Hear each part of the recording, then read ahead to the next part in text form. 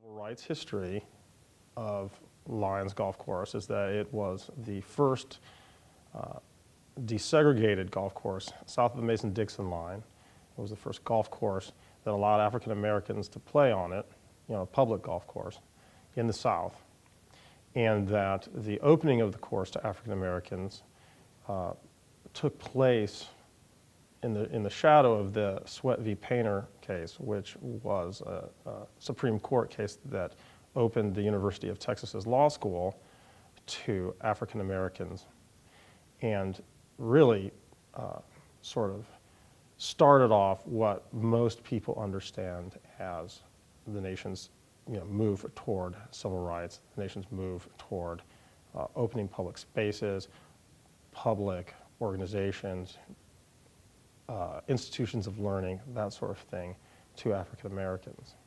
The opening of Muny to African Americans was an event that carries a lot of significance for the nation's civil rights history, and for the state's civil rights history, and for the city of Austin. And it represents an instance wherein African Americans, forced open some previously closed doors to leisure spaces, to public spaces where they were able to spend time, enjoying themselves after working, which is something that represents an opportunity for African Americans to participate in, modern America, modern civilization at its fullest. That's one of the things that is important to people, is the fact that there are leisure spaces open for their enjoyment. And the closure of those spaces to African Americans based on ideas of segregation was significant, something that was fought for many years, all the way back to Plessy Ferguson. And so the fact that on this golf course, Muny, in the city of Austin, some young kids who were caddies at the time decided to go on the golf course and play in opposition to segregation is extremely significant. And it's something that would be echoed later on repeatedly, as African Americans fought to get onto other public spaces in the South. The educational project that comes with teaching about diversity, teaching about equal access, teaching about the history of segregation in this country, in the state, in the city, even at the university itself, it faces off against the need to raise revenue and these type of things to run a large institution in this day and age. I think what you end up coming face to face with is you have to do a sort of accounting. And to me, the accounting looks something like this.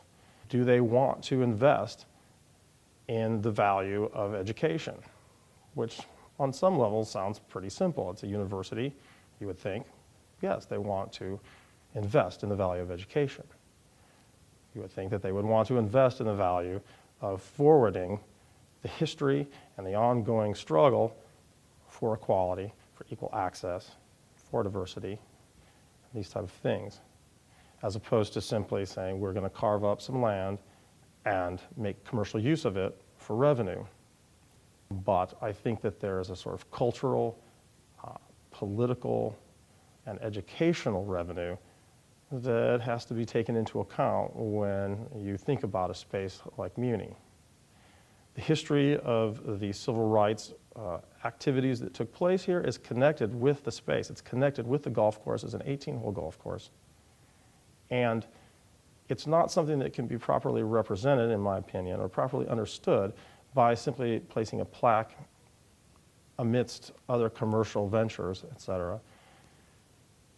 The importance of Muny as a public space and as a space that has a historical connection to significant and early civil rights activities continues into the present.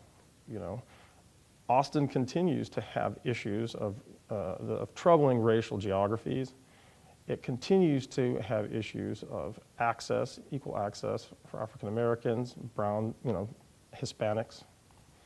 And so the preservation of the course presents an opportunity to not only present as an educational program the course, its history, to teach people about the civil rights movement, to teach people about Austin's place in the civil rights movement, but it presents an opportunity for the university to reach out and to help create, opportunities in the Austin community in the present, and in that way to communicate to the nation as a whole that there are these types of educational, cultural, political revenues that should be exploited, as opposed to simply trying to create commercial opportunities.